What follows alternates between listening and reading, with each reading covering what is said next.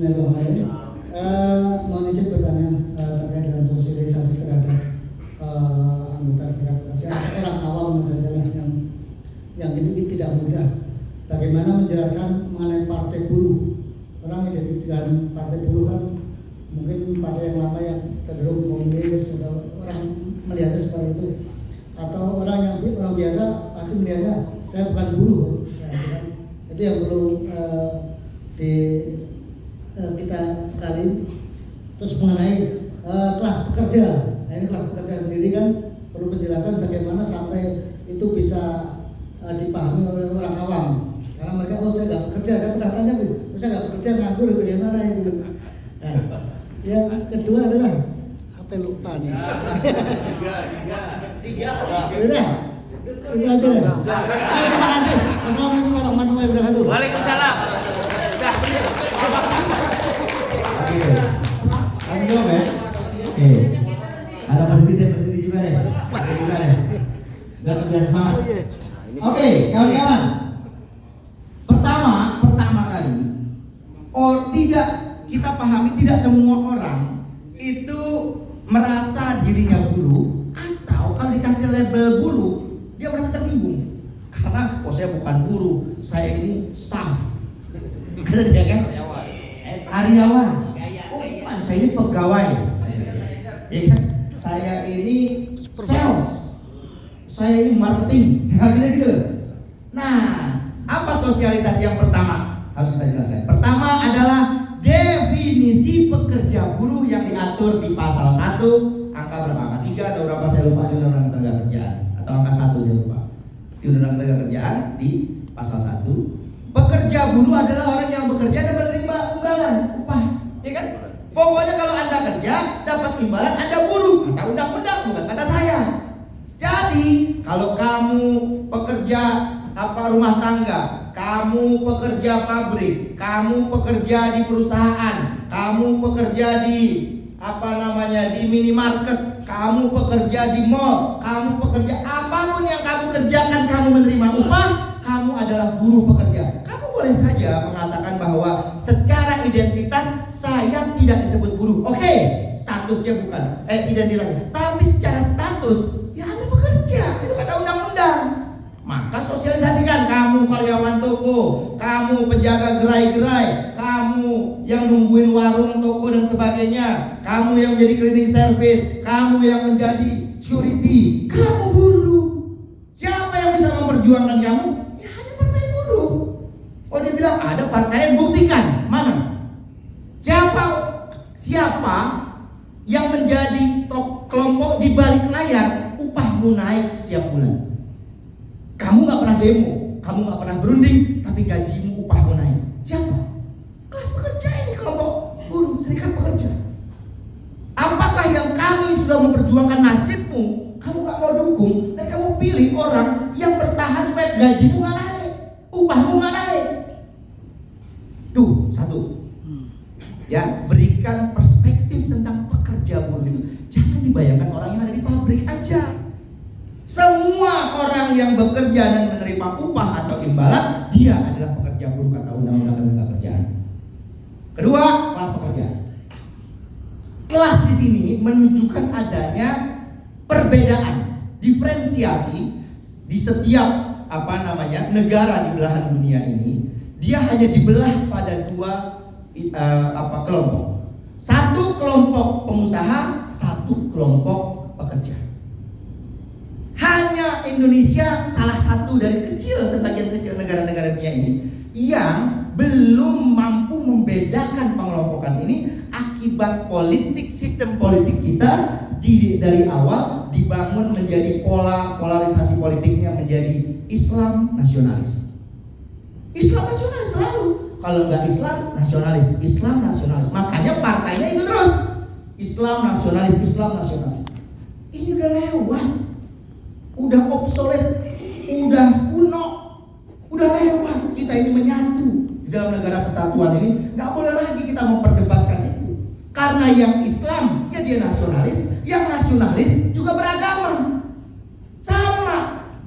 Oleh sebab itu, kelas pembagian yang benar seperti yang terjadi di berbagai belahan dunia, ya memang hanya ada kelas pekerja bekerja. Orang yang bekerja menerima upah, dan pengusaha yang memberi kerja dan memberikan upah kepada mereka. Disinilah pertarungan tentang kesejahteraan. Disinilah pertarungan antara kelompok yang ingin satu sama lain untuk saling membantu atau saling mendukung, atau kelompok yang satu ingin menginjak yang lain dan yang satu ingin memperjuangkan nasibnya agar bisa mencapai kesetaraan dengan kelompok pengusaha.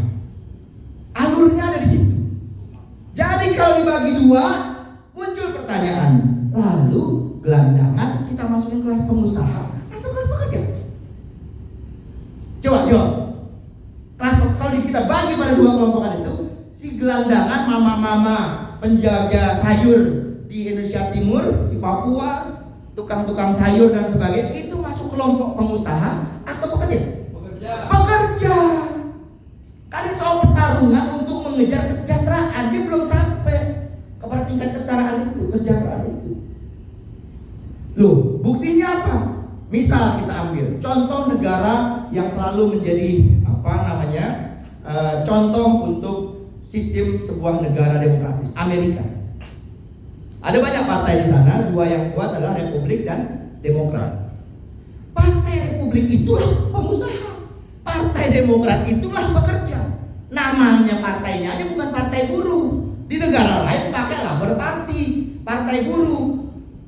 Di tempat lain pakai buruh sosial demokrat dan sebagainya.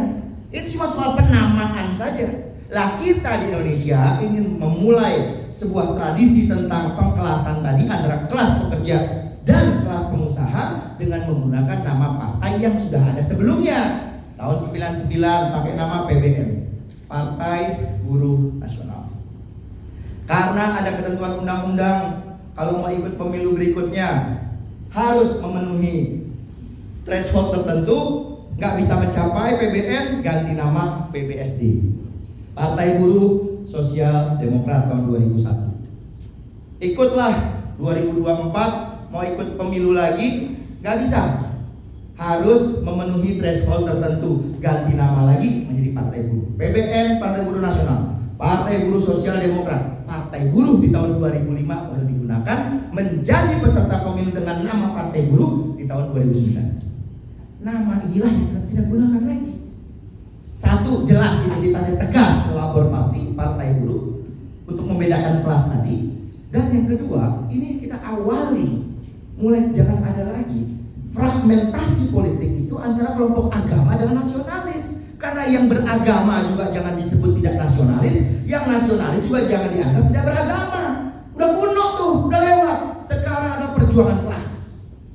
Kita ingin mengejar kesejahteraan, maka kelompok yang berpihak kepada kaum pekerja inilah kita sebut sebagai kelas pekerja. Sedangkan di sisinya, di sampingnya ada kelompok yang ingin mempertahankan kekuasaannya, ingin menginjak, menindas kelompok yang lemah, yang kita sebut sebagai kelompok pengusaha yang cenderung oligarki. Gak semua pengusaha itu buruk, ada yang baik, tapi kita bicara hal yang umum. Yang umum sebagai sebuah paham negara sejahtera yang diceritakan Partai Buruh adalah paham negara yang disebut oleh Bung Hatta sebagai negara pengurus, negara yang mau mengurusi rakyatnya. Sedangkan paham yang kita cita-citakan itu namanya welfare state, negara kesejahteraan. Sedangkan kelompok pengusaha secara teoritis ini masuk dalam kelompok bukan welfare state, tapi dia negara penjaga malam. Jadi negara penjaga malam itu night watchman state namanya, diperkenalkan oleh kelompok kelas pengusaha ini. Bagi dia negara cukup mengatur hal-hal tentang bagaimana menjamin keamanan masyarakat. Makanya negara penjaga malam, negara siskamling. Pokoknya malam rakyat enak tidur, bangun udah itu maunya mereka begitu. Kelompok-kelompok kapitalis ini. Negara jangan ikut campur, ngatur-ngatur urusan upah, biar kami yang atur. Kami kan yang punya duit, kami kan yang punya perusahaan. Kata kelompok ini. Kata mereka juga dengan negara penjaga malamnya itu bukan negara kesejahteraan. Negara jangan ikut campur, nggak usah kasih subsidi.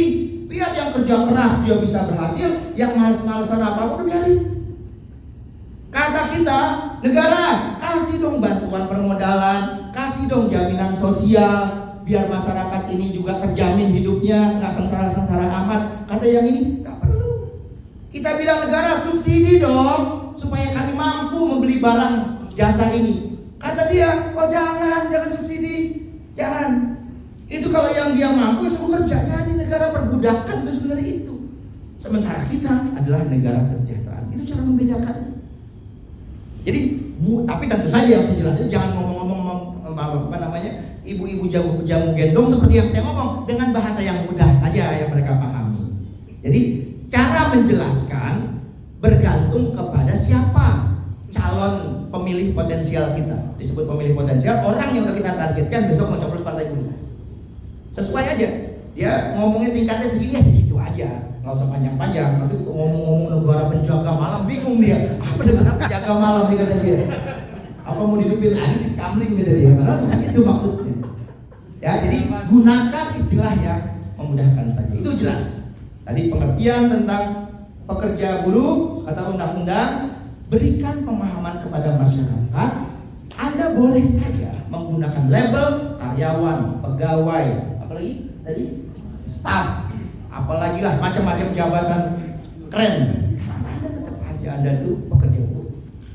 Maka yang memperjuangkan nasib Anda selama ini, kami pekerja buruh, serikat pekerja. Nah sekarang kami bergabung di Partai Buruh. Sedangkan kelas pekerja itu tadi pembelahan yang nyata tentang kelompok masyarakat yang menginginkan negara kesejahteraan atau welfare state, dan negara dengan kelompok yang menginginkan jangan banyak ikut campur negara, biar pusat ekonomi kami yang mengatur. Disitulah mereka ingin menindas dan membuat satu kebijakan perbudakan modern. Itu yang mereka buat dengan undang-undang Omnibus Law itu kan. Nanti bisa di PHK setiap waktu, bisa jadi pegawai pekerja kontrak seumur hidup dan sebagainya. Mereka ingin bangun sistem itu. Nah itulah yang harus kita lakukan. Partai Buruh. Partai Buruh.